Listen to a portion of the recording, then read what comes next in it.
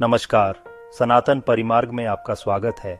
आज की हमारी प्रस्तुति में हम वर्तमान भारतीय परिप्रेक्ष्य में श्री कृष्ण की नीतियों का विश्लेषण करेंगे। हमारे दैनिक जीवन में हम जब श्री कृष्ण का नाम सुनते हैं तो मन में माखन चोर, रासलीला करते कान्हा या गीता का उपदेश देते पार्थ सारथी की छवि उभरती है।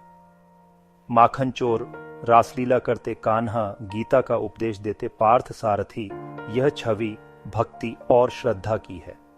लेकिन कृष्ण सिर्फ एक देवता नहीं है, वे एक महान रणनीतिकार भी हैं। उनकी नीतियों का संग्रह ही कृष्ण नीति कहलाता है। यह केवल धर्म ग्रंथों में लिखी पुरानी बातें नहीं हैं।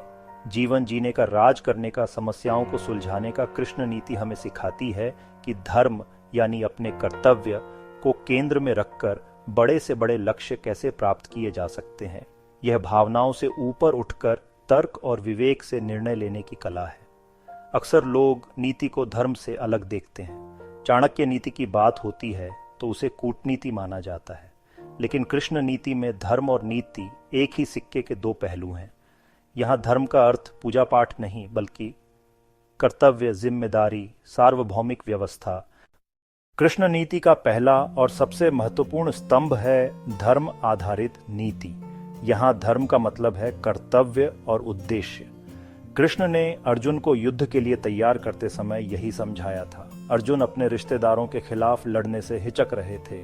तब कृष्ण ने उन्हें उनके क्षत्रिय धर्म याद दिलाया, यानी अन्याय के खिलाफ लड़ना और न्याय स्थापित करना। उन्होंने कहा कि कर्म फल की चिंता किए बिना अपने कर्तव्य पर ध्यान केंद्रित करो। यह सिर्फ एक आध्यात्मिक उपदेश नहीं, बल्कि एक शक्तिशाली रणनीतिक सिद्धांत है। जब आपका उद्देश्य स्पष्ट और नैतिक रूप से सही होता है तो आपको मुश्किल निर्णय लेने की ताकत मिलती है। आज के भारत की विदेश नीति में यह सिद्धांत साफ दिखाई देता है। भारत अब किसी गुट का पिछलग्गू बनकर नहीं, बल्कि अपने राष्ट्रीय हितों को धर्म मानकर फैसले ले रहा है। उदाहरण के लिए, रूस यूक्रेन युद्ध के समय जब पश्चिमी देशों ने दबाव डाला, भारत ने ऊर्जा सुरक्षा को प्राथमिकता दी। उसने कहा कि उसका पहला कर्तव्य अपने नागरिकों का हित देखना है।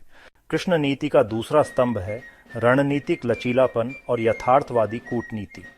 कृष्ण आदर्शवादी थे, लेकिन अव्यावहारिक नहीं। उन्होंने शांति के लिए हर संभव प्रयास किया। जब दुर्योधन ने सुई की नोक के बराबर भी जमीन देने से इनकार कर दिया तो कृष्ण समझ गए कि युद्ध ही एकमात्र विकल्प है। उनका लक्ष्य धर्म की स्थापना था और उस लक्ष्य तक पहुंचने के लिए उन्होंने हर रास्ता अपनाया।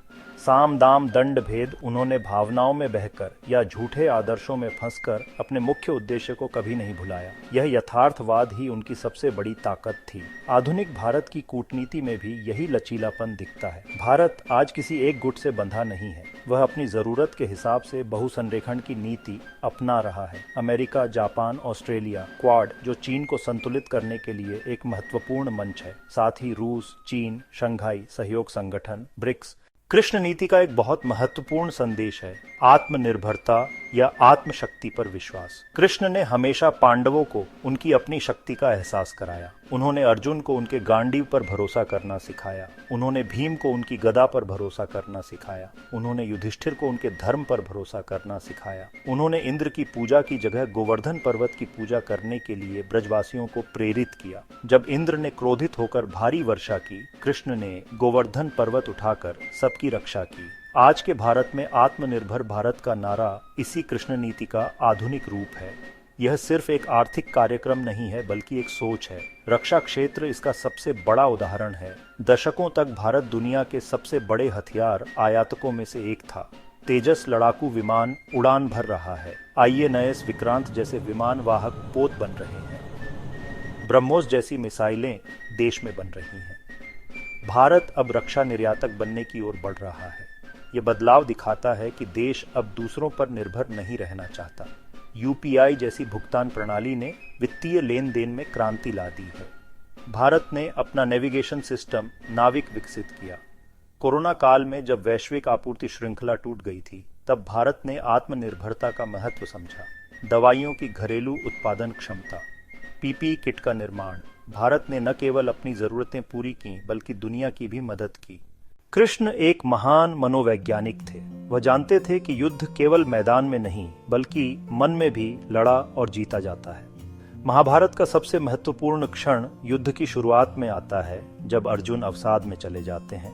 उस समय कृष्ण उन्हें अस्त्र शस्त्र का ज्ञान नहीं बल्कि गीता का ज्ञान देते हैं। वह अर्जुन के मन के भय, संदेह, मोह को दूर करते हैं। वह उन्हें एक बड़ा उद्देश्य दिखाकर लड़ने के लिए मानसिक रूप से तैयार करते हैं। यह मनोवैज्ञानिक नेतृत्व का सबसे बड़ा उदाहरण है। कृष्ण ने सिखाया कि यदि आप अपने प्रतिद्वंद्वी के मन में संदेह पैदा कर दें और अपनी सेना का मनोबल ऊंचा रखें तो आधी लड़ाई वहीं जीत ली जाती है। Surgical strike, Balakot air strike सिर्फ सैन्य कार्रवाइयां नहीं थीं, वे एक मनोवैज्ञानिक संदेश भी थीं। इन कार्रवाइयों ने दशकों से चली आ रही इस धारणा को तोड़ दिया कि भारत केवल रक्षात्मक प्रतिक्रिया देगा। इसने देश के दुश्मनों के मन में एक अनिश्चितता पैदा की और साथ ही भारतीय नागरिकों और सेना का मनोबल अभूतपूर्व रूप से बढ़ा दिया। यह एक स्पष्ट संदेश था कि अब भारत पर हमला करने की कीमत चुकानी पड़ेगी। यह दृष्टिकोण युद्ध को रोकने में उतना ही प्रभावी है जितना युद्ध लड़ने में। मनोवैज्ञानिक युद्ध केवल सैन्य क्षेत्र तक ही सीमित नहीं है, यह सॉफ्ट पावर नैरेटिवा के निर्माण में भी महत्वपूर्ण है। योग, आयुर्वेद और भारतीय संस्कृति को वैश्विक मंच पर बढ़ावा देना केवल सांस्कृतिक प्रचार नहीं है, यह दुनिया के मन में भारत की एक सकारात्मक और प्रभावशाली छवि बनाने का एक तरीका है। कृष्ण नीति का केंद्रीय लक्ष्य न्याय और सुरक्षा, धर्म संस्थापनार्थाय यानी धर्म की स्थापना करना है। इसका सीधा सा अर्थ है एक ऐसी सामाजिक व्यवस्था बनाना जहां न्याय हो, सुरक्षा हो और हर व्यक्ति बिना किसी भय के अपना जीवन जी सके। कृष्ण ने पांडवों का साथ इसलिए दिया क्योंकि वे धर्म और न्याय के पक्ष में थे, जबकि कौरव अधर्म और अन्याय का प्रतीक थे। उनके लिए न्याय की स्थापना ही सबसे बड़ा राजधर्म था। भीष्म, द्रोण, कर्ण जैसे महान योद्धाओं का वध भले ही भावनात्मक रूप से कठिन था, लेकिन न्यायपूर्ण समाज की स्थापना के लिए यह आवश्यक था।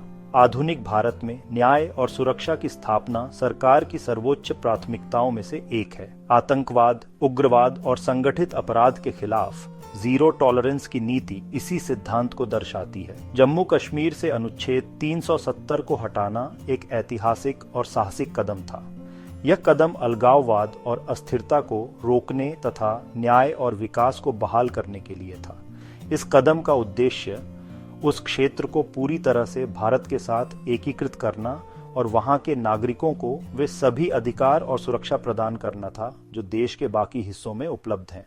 आज भारत सरकार की कल्याणकारी योजनाएं जैसे जन धन योजना, उज्ज्वला योजना, हर घर जल सबसे वंचित तक लाभ पहुंचाने हेतु एक पारदर्शी और कुशल शासन प्रणाली ही न्याय की गारंटी दे सकती है, क्योंकि इसी नींव पर समृद्धि और प्रगति का निर्माण होता है। समाज निर्माण, सामूहिक चेतना। कृष्ण नीति केवल राजकाज या युद्ध की नीति नहीं है, यह एक समाज निर्माण की कला भी है। कृष्ण ने द्वारका नामक एक आदर्श नगर की स्थापना की जो न केवल समृद्ध था बल्कि सुशासित और सुरक्षित भी था। उन्होंने गोवर्धन पूजा के माध्यम से ब्रजवासियों में सामूहिक भावना और एकता का संचार किया।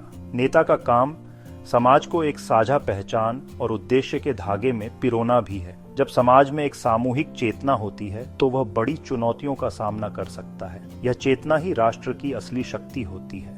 स्वच्छ भारत अभियान इसका एक उत्कृष्ट उदाहरण है। यह केवल सड़कें साफ करने का कार्यक्रम नहीं, स्वच्छता को राष्ट्रीय मूल्य और हर नागरिक की जिम्मेदारी बनाने का जन आंदोलन है।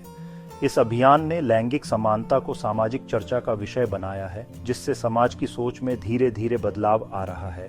सांस्कृतिक पुनरुत्थान भी महत्वपूर्ण है। विरासत पर गर्व, नायकों की स्मृति, ये केवल धार्मिक स्थल नहीं, सभ्यतागत पहचान के पुनर्जागरण के प्रतीक हैं। ये करोड़ों भारतीयों को एक सांस्कृतिक सूत्र में बांधते हैं। डिजिटल भुगतान अपनाना, मेक इन इंडिया, महामारी का अनुशासन, अद्भुत सामूहिक परिपक्वता, यही सीख एकजुट समाज ही मजबूत और समृद्ध राज्य की नींव रखता है। यह सामूहिक चेतना भारत को अधिक लचीला और मजबूत बनाती है।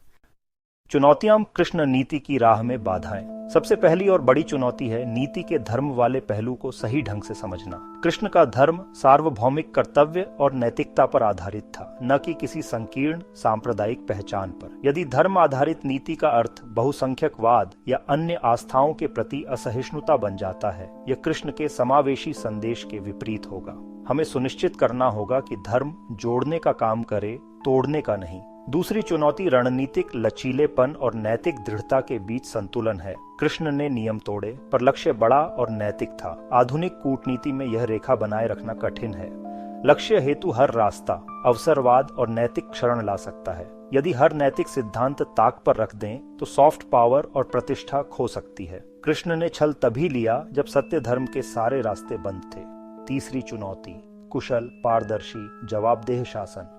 भ्रष्टाचार, लाल फीताशाही, धीमी न्यायिक प्रक्रिया। जब तक प्रशासन कुशल नहीं, आत्मनिर्भर भारत पूरी तरह सफल नहीं। बढ़ती आर्थिक असमानता, युवाओं के लिए रोजगार, चुनौतियां गंभीर हैं। लाभ यदि सब तक न पहुंचे तो एकता कमजोर होगी। विमर्श पर नियंत्रण, गलत सूचना तेजी से फैलती है। भारत को अपनी कहानी प्रभावी, सच्चाई से बतानी होगी और नीतियों के तर्क स्पष्ट रखने होंगे ताकि भ्रम न रहे। निष्कर्ष, भविष्य की राह दिखाती कृष्ण नीति। कृष्ण नीति 2.0 का विश्लेषण करने पर यह स्पष्ट हो जाता है कि यह कोई पौराणिक कथा मात्र नहीं, बल्कि एक जीवंत और प्रासंगिक रणनीतिक दर्शन है। यह सिखाता है जड़ों से जुड़कर आधुनिक चुनौतियों का सामना कैसे करें। यह धर्म कर्तव्य को नीति के केंद्र में रखता है, यथार्थवादी कूटनीति को अपनाता है, आत्मनिर्भरता को बढ़ावा देता है और न्यायपूर्ण समाज के निर्माण पर जोर देता है। यह समग्र दृष्टिकोण नैतिक और मनोवैज्ञानिक बल पर भी ध्यान देता है। भारत की हालिया सफलताएं इसी का प्रतिबिंब हैं। यह कहना कि भारत हर मोर्चे पर जीत रहा है शायद जल्दबाजी होगी। चुनौतियां गंभीर हैं और रास्ता लंबा है, पर भारत अब आत्मविश्वास से अपनी शर्तों पर जुड़ रहा है।